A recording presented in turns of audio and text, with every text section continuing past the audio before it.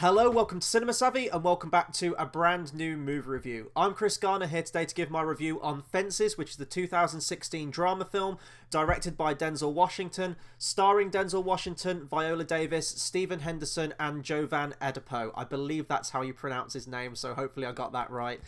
This is based on the Pulitzer Prize winning play by August Wilson, who managed to write a screenplay for this film before they died in 2005.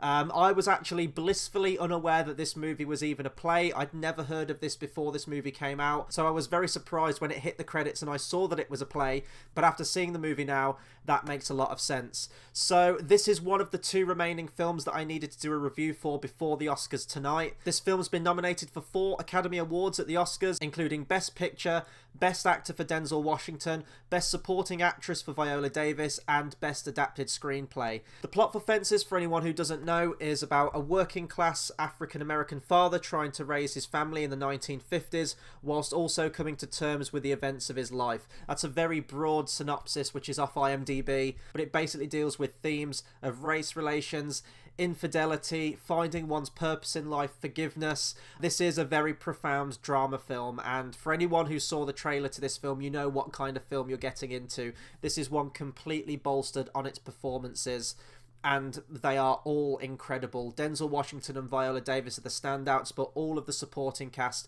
are amazing as well. And actually, knowing that this is a play now, and I did a little bit of research on the play itself, I found out that Denzel Washington actually has played this character before on Broadway with this play, so you can tell that he knows the role inside out, and that would help with his direction as well. Fences is a film that's been trying to get made for quite a long time. They couldn't find a director, and the writer, August Wilson, was adamant that he wanted an African-American director for the film to do it justice. It went through loads of different possible directors, and eventually Denzel Washington settled on the task of directing this and bringing it to the big screen, and he did an absolute admirable job. You can tell he knows the play, he knows the role off by heart, and knows exactly how to give that performance. And Denzel Washington's just a great actor anyway. Even if he's in a not so great movie, he's always fantastic in it, and he always delivers a solid performance. That goes with Viola Davis as well. If you saw the trailer for this film, I didn't do any kind of reaction to it or anything like that. I think I first saw the trailer at the cinema when I went to see one of the Oscar films, and they were advertising all the other Oscar films coming out, and that's where I first saw the trailer, and it blew me away. It's probably, in all honesty, one of my favourite film trailers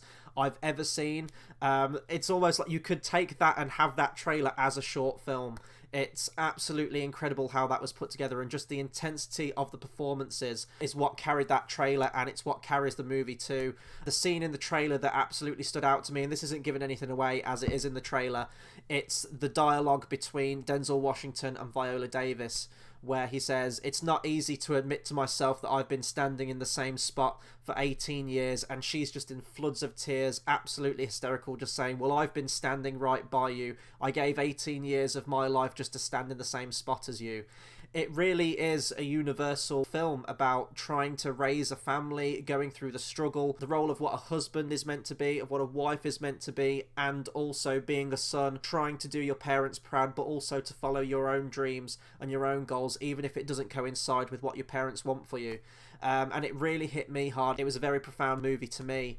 As always, though, this review will be in 2 sections. First, I'm going to give spoiler free, so you don't have to worry about me giving anything away. And then later on, I'm going to move into spoilers. I don't really know how much I'm going to have to say on this, in all honesty, but there's just a few story beats, and particularly the ending, that I wanted to address and bring up some things about. So if we go in with performances on this, as I've already said, Denzel Washington plays a character that's just absolutely broken as a man. He hasn't been able to fulfill his dreams, what he wanted to. He always talks about baseball. In conversation, he often compares things to baseball in terms of his terminology, or if he gets angry or irritated, he always goes back to the incident where he wasn't allowed to be a baseball player, and his whole frustration kind of stems from that and everything in life. He's a garbage man. He's working the back of the trucks. He's loading the rubbish into the back of the van every day.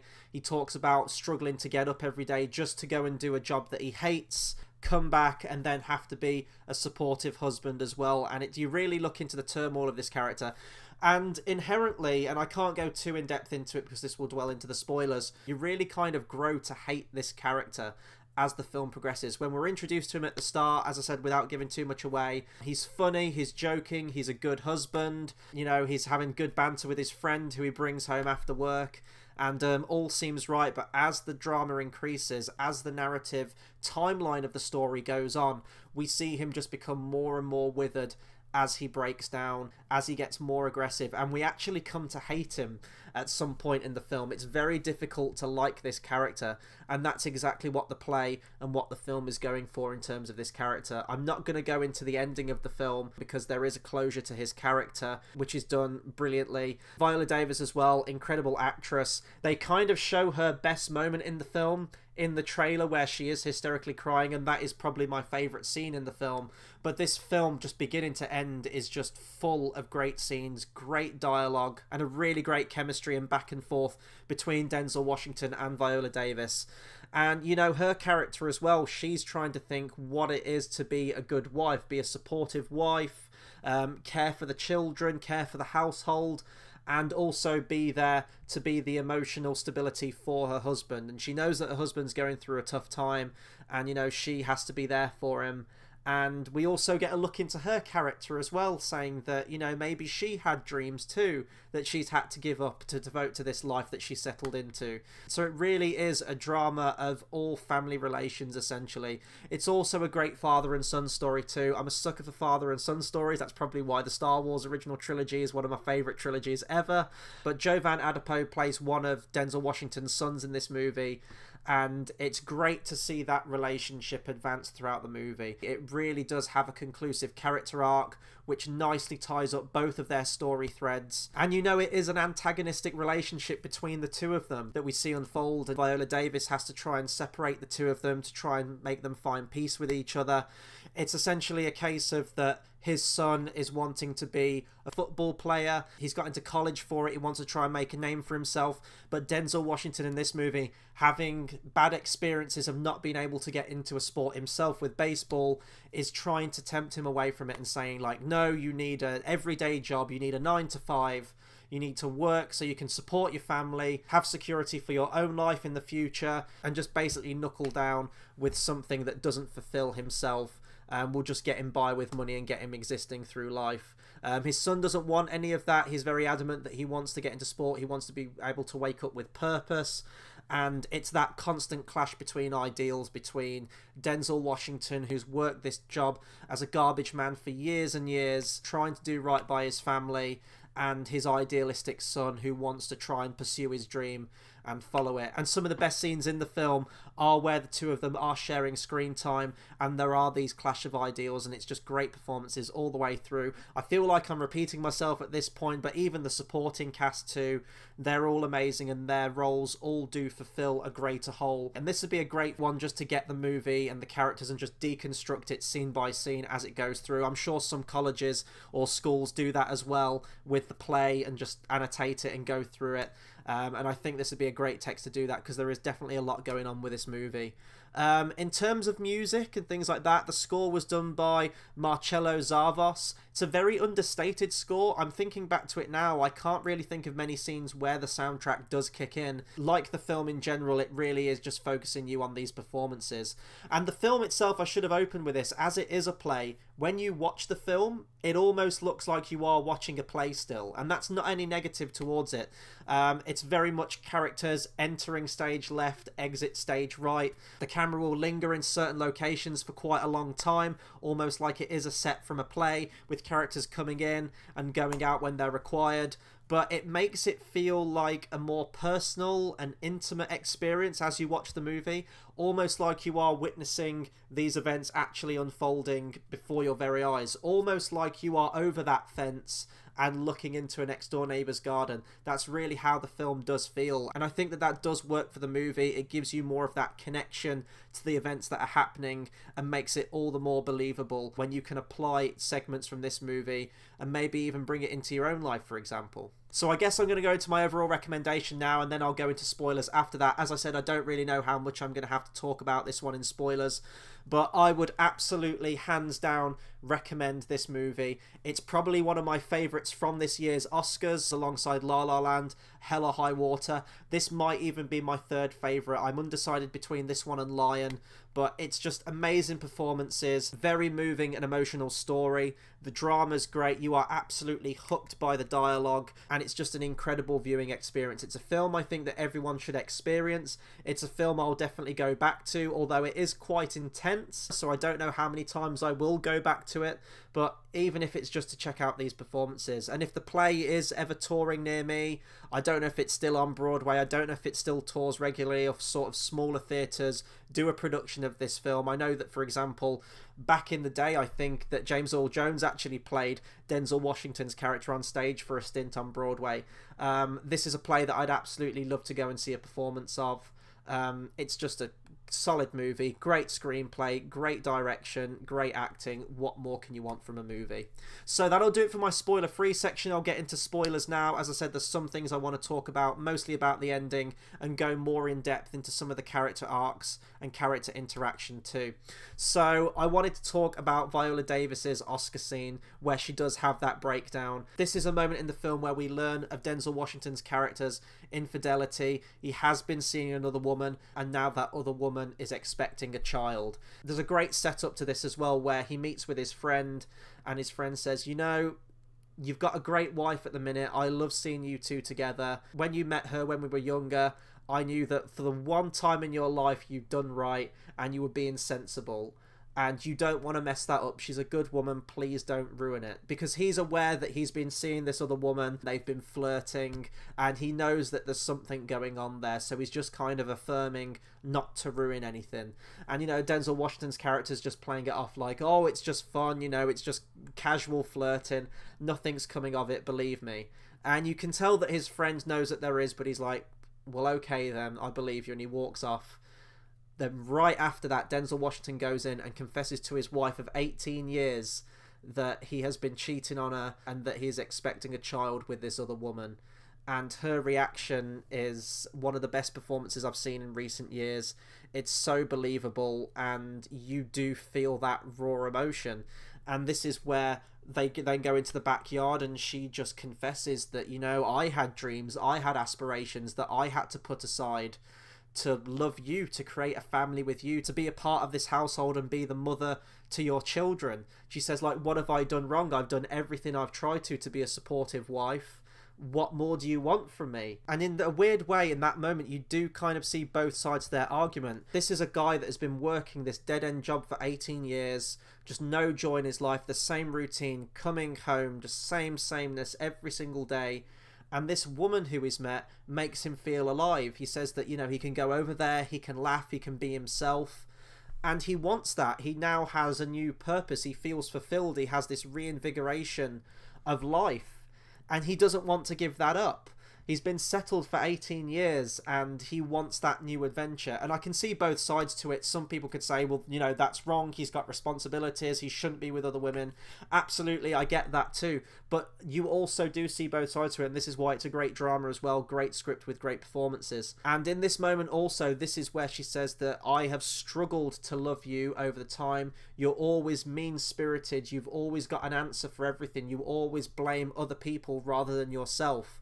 And this is where it goes to the baseball thing, where, you know, he's been saying that, oh, they wouldn't let me play because of the colour of my skin. That's why, you know, they have any white boy playing who's probably a worse player than I was, but I wasn't given that shot because of the colour of my skin. And she says, you know, you were 40 when you wanted to play professional baseball. You were much too old, you missed your chance, and now you're hung up on it and you're blaming that on other reasons. And he just won't accept it. He's very stubborn in his beliefs. And she says, this is why it's been so hard for me to love you, but I have loved you and I've learnt to love you. I've sacrificed so much and now you've thrown it all away. And it's around this time where you do really come to hate his character, because he is still seeing this other woman. When she gives birth, she actually dies in childbirth, and when he hears the news, he says to his wife, like, get out of the room now, I need time to myself, like, let me have time to myself. And there's this running theme throughout the movie where he talks about confronting death himself, laughing in his face, warding him off with a baseball bat, saying, it's not my time yet. If it is my time, come knocking, but if you're here to get me, I'm not going down without a fight. Again, going back to baseball, and also the concept of death and fantasizing about what could have been and past occurrences. It really reminds me, this play in general, of Death of a Salesman. I think there are a lot of similar elements. Very different story, but I think some of the elements in terms of the family dynamic, the promise of the American dream, of not feeling fulfilled, wanting the best for your children even if they don't want that future you have planned for them. I think there are very similar themes, and it'd actually be interesting to see if I can find an essay anywhere on the internet that compares both of the texts. I think that'd be really cool. Going back to the father and son dynamic, around this time where you hate the character, and going to the title of the film, Fences, which is a great title and it says so much about the film.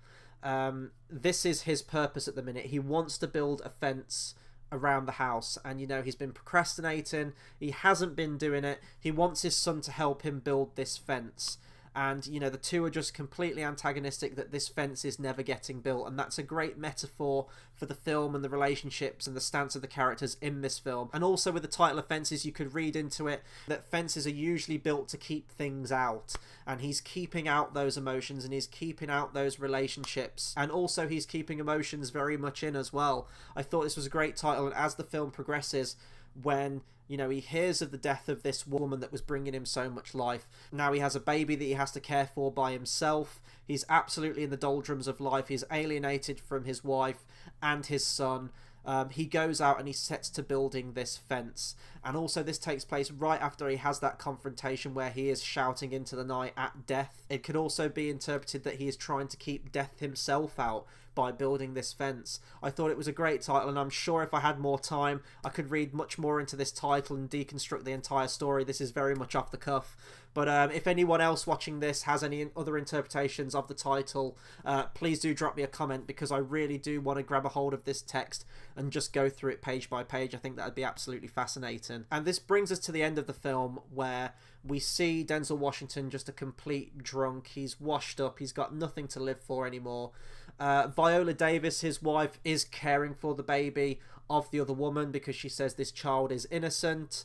All these wrongs are caused by you, not by the child. I will still raise this child as my own, but you don't have a wife anymore. You're completely alone. I want nothing more to do with you, but I am going to care for this child, which was very good of her, because she entirely didn't have to do that. And this is where we see him just break down. He's lost everything. He has this very strained meeting with his friend, who at the start of the film, they're laughing and joking and having banter together. And in this moment, his friend knows that he's completely messed up, which he warned him about, that he didn't want to see happen. And Denzel Washington's essentially lost his best friend. He's lost his wife. He's got a terrible relationship with his son. He essentially doesn't have one now. And he just feels like he has nothing to live for. So he turns to the bottle. And there's a moment where his son's coming back and he says, look, I'm just getting my clothes and then I'm going, like, can you move, because you're sitting on the step and you're blocking the way in. And he just completely has to go at him, and he threatens him with a baseball bat. He's going to beat up his son. And this is the moment where the son really steps up to him. He stepped up to him on a few occasions, and he's been describing it like baseball again, where Denzel Washington's like, that's strike one, that's strike two, you better not strike out. And this is the moment where his son strikes out, where he gets a hold of the baseball bat and he tries to stand up against his dad. His dad gets the better of him, knocks him to the ground, and is about to hit him, but he drops the bat. And at this moment, you know that there is nothing left for this character, which brings us to the ending, where Denzel Washington's character passes away. And it's really in this epilogue of the film which is the most fascinating to me, because this is where it's a really uneasy equilibrium at the end of the movie, where the son has given up football now and he's in the military. He comes back home for his father's funeral, but he tells his mum, I'm not going to my father's funeral. There's no love lost there between us. And he sees it as a kind of final one-up on him, that he doesn't have to do something required by his father. And Viola Davis says, look, he wasn't a good man. He wasn't a great man. He wasn't perfect, but he was still your father. And you think back, he did put food on the table. He did keep a roof over our heads. And you need to find respect for that. And you need this closure. And you're going to that funeral. And this is where he meets his half-sister as well, for the first time. And they sit on the step together, and she says, do you remember that song that Dad used to sing? And it was a really old song that he sings at the beginning of the film. So clearly he sung this around his son when he was little, and also his new daughter when she was a baby and she was growing up. And it's the two of them, brother and half-sister, sitting on the steps singing this song. And this is where his son sort of remembers the happy moments. Even if there aren't many of them, he remembers the happy moments of his father. And, you know, he's cracking up as he's singing the song. And it's a beautiful moment. It's probably another one of my favourite scenes in the film. And the final shot of the movie is quite cheesy, where Denzel Washington's special needs brother comes along and he has this trumpet and he talks about communicating with God and bringing angels into the world and chasing demons away. He blows this horn and the clouds part and this stream of sunlight comes down and they're like, you know, that's our dad's spirit up there. It's quite cheesy in that regard, but it is also a very nice moment for the son and for the family in general. And I think if you're going to read into this movie, although it does bring in a lot of elements, this inherently is a father and son movie, and he's learning to find that forgiveness for his father.